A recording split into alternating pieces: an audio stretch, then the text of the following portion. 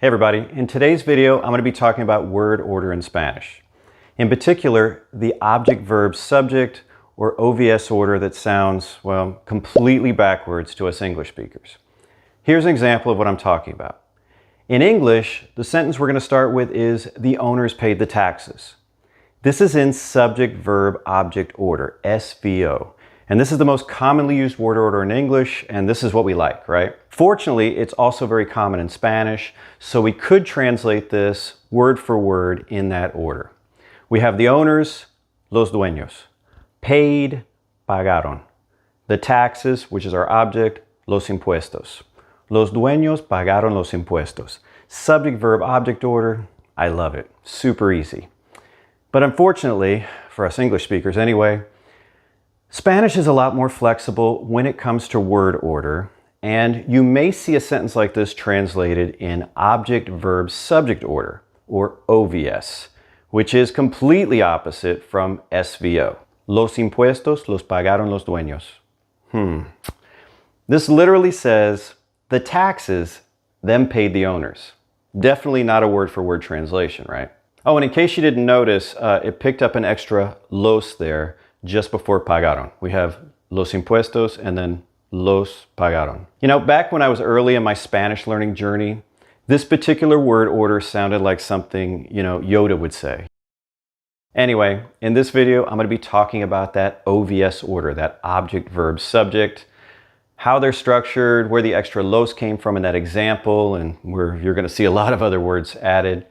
And most importantly, or at least equally important, why native speakers may use OVS over SVO in certain situations. I know this topic may sound really tough at first, but don't worry. It's like most things in Spanish.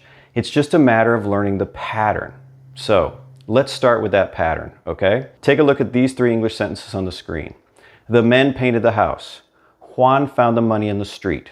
Maria threw away the flowers. These are all in SVO order, right? We have our subjects, the men, Juan, Maria. Our verbs, painted, found, threw away, and our object, right? Who's receiving the action? What was painted? The house. What did he find? The money. What did Maria throw away? The flowers. SVO. As I mentioned, SVO is very common in Spanish also, so we could translate these just like that. In fact, that's probably the most common translation you're going to hear, unless, there's some other circumstances, which I'm going to talk about later. So these would be, los hombres pintaron la casa. Juan encontró el dinero en la calle. María botó las flores. So easy, right? Let's look at these in OVS order. La casa la pintaron los hombres. El dinero lo encontró Juan en la calle. Las flores las botó María. Okay, these are all backwards, right? So we have our objects stuck right up there in the beginning. What are the objects of these sentences like we talked about? House, money, flowers, right? La casa, el dinero, las flores, right up there in front. Now, right after our object, look what we have there. If you've studied object pronouns, you may have recognized those right away as direct object pronouns. They're referring to the object in these cases, right? La casa is a singular feminine noun, so the direct object pronoun would be la, so it's stuck in there. El dinero, singular masculine, it would be lo. And las flores is plural feminine, so it's las. This particular lesson is not about direct and indirect object pronouns. So if you have trouble with those, I have some videos on it. I'll include some links in the description section of this one. I encourage you to, just binge watch them today. Also, if you're taking my course from Cero to Conversational, if you look at lessons 7 through, I think, 9, I covered this exact same thing. So back to this construction. This is how our pattern's going to work. If we're talking about a specific object, in this case, we're talking about the house, the money, the flowers. It could be his house or my house. It might have a possessive pronoun, but we're talking about a specific object. We're going to be using object pronouns. Now, if we're talking about, something that would need an indirect object pronoun like le, then that might be in there. But that's where this is going to go just before the verb, okay? But you're like, okay, why are they there, Paul? They need to be there. And you know what helped me wrap my head around this years ago? Is I kind of thought about it in English terms. And I'm like, well, we do have something similar. Like I could say, The house, the men painted it. The money, Juan found it in the street. The flowers, Maria threw them away. So I'm naming the object first, and I'm still, doing an object pronoun. The flowers, Maria threw them away. Even though I'm not doing that voice inflection in Spanish, that's what helped me understand or wrap my head around this particular construction. Now, when we're saying them, we're not using that voice inflection, all right? We're just saying, la casa la pintaron los hombres. El dinero lo encontró Juan en la calle. Las flores las botó María. I want you to take a look at that one where Juan found the money in the street, right? Lucky Juan. In that one, we use the verb encontrar, which means to find. Now in Spanish, many times the pronominal form of encontrar, which would be encontrarse, is used to find something accidentally or unexpectedly, right? That's probably how he found that money.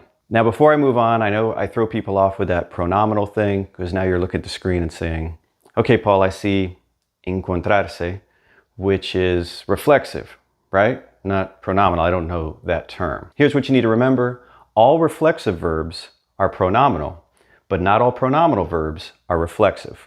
If you see any verb with se on it, they're all pronominal verbs, like this. Reflexive verbs are verbs that actually reflect back on the person. So if you had lavar, to wash, lavarse is to wash oneself. In this case, the way I'm going to be using encontrarse, I'm going to be talking about finding something else, not finding myself. So it's not reflexive, but it is pronominal. So let's tweak our sentence to use the pronominal form of this, encontrarse, instead of encontrar. First, let's just go easy, right? SVO. Juan se encontró el dinero en la calle. If we do go to OVS, we're going to put our object right up there in front. El dinero, we know we're going to be using a direct object pronoun. Where is it going to go? Well, there is a word order with object pronouns. So it goes like this. You have your reflexive or pronominal pronouns first, then indirect object pronouns, and then direct object pronouns. So this one would be, el dinero se lo encontró Juan en la calle. El dinero se lo encontró Juan en la calle. In Spanish, you're often going to see indirect and direct object pronouns working together. Again, have some great videos on that. You'll find links in the description section. And when they do, we have to keep in mind that this is the word order, the one I just talked about. So take a look at this sentence.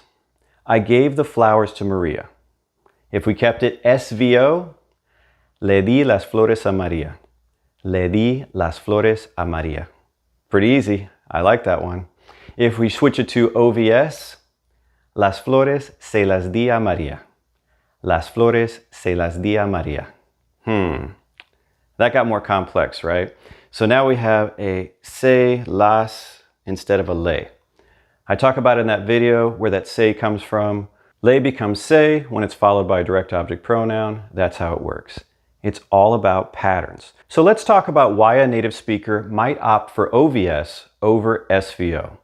Well, there are three main reasons, and a big one is that in Spanish, the tendency is to put the most important information closest to the beginning of the sentence. By changing the word order, the speaker can emphasize the most important information. Here's our English sentence. Juan gave Maria the book. And I've translated it three different ways, and all I did was flip the word order around. In the first one, Juan le dio el libro a María. The emphasis is on Juan giving the book to Maria. Our next one, a María le dio Juan el libro. The emphasis is on Maria receiving the book. And our last one, el libro se le dio Juan a María. The emphasis is on the book being the item given. That's what's important in that sentence. So you see, just changing the word order will tell the person listening what the speaker perceived to be the most important information. The second reason that you might see OVS over SVO is when it's used in poems and song lyrics to add, that creative touch. Cuando caigo en depresión, mis problemas se los cuento. A la ventana del avión, el estrés me tiene enfermo. Take a look at the screen. Those are the lyrics you just heard. I'm going to focus on the part starting with mis problemas, my problems, right? Because this is where our OVS order starts. Mis problemas se los cuento a la ventana del avión, right? That is OVS order. What are we talking about? My problems. Is that a specific thing? Are we talking about specific problems? Yes, because it has a possessive pronoun.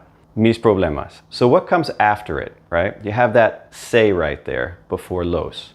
Where is that se coming from? Well, it is not a pronominal verb, which we get used to that term yet? It's not that tough, right?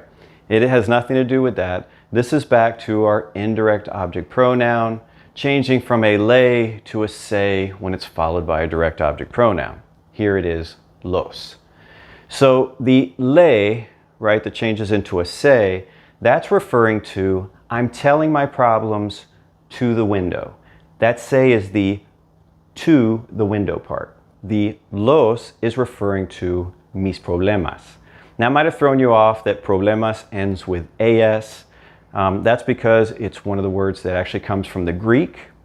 And they're very similar in English and Spanish, and they tend to end in ma, pa, or ta, so I like to call them ma, pa, ta words. And they're going to be masculine even though they end in a. You'll just have to learn them as you go, but you'll notice that they're very similar between English and Spanish. You know, they tend to be cognates. Here you can see problem right in there. Another example would be el planeta, the planet, right? Looks like planet. El enigma, the enigma. El mapa, the map. They're very similar. Let's move on to the third reason why a native Spanish speaker may prefer OVS over SVO. And this one, well, you may not like, but some verbs are just regularly used with this style. And it would sound very odd to use SVO with them. Chances are you're familiar with one, I'm sure, if you've been studying Spanish for any length of time, and that is gustar. And verbs just like it, like encantar, sometimes caer, to fall, depending on the meaning.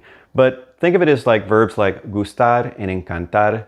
You're always putting these in object, verb, subject order, right? A Maria le gusta esquiar. To Maria, skiing is pleasing, right? The object is Maria.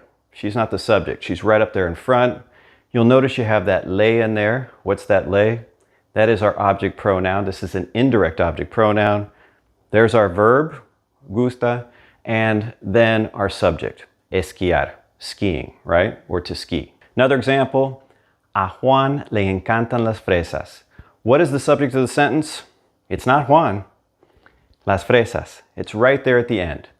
The object is a Juan, he's stuck up there. There's an indirect object pronoun right after him. There's our verb, encantan, and our subject way there at the end. With the exception of that third category where OVS is just the way that that's going to sound better, you often have some discretion there, right? You can play it safe and just stick to your SVO order, your subject, verb, object. Sometimes you may have to use, those object pronouns, so really you'll have like subject, object, verb, but still, it's not too tough. The important thing is that you understand OVS when you see it. And as you start to understand the nuances of Spanish, you'll realize why people are using it. And you're like, that's more important information there. Or at least they're perceiving it that way. That's the stress of this message. Well, that's it for the video. I hope you enjoyed it. If you did, just do me a favor and give it a thumbs up. And until next time, hasta luego.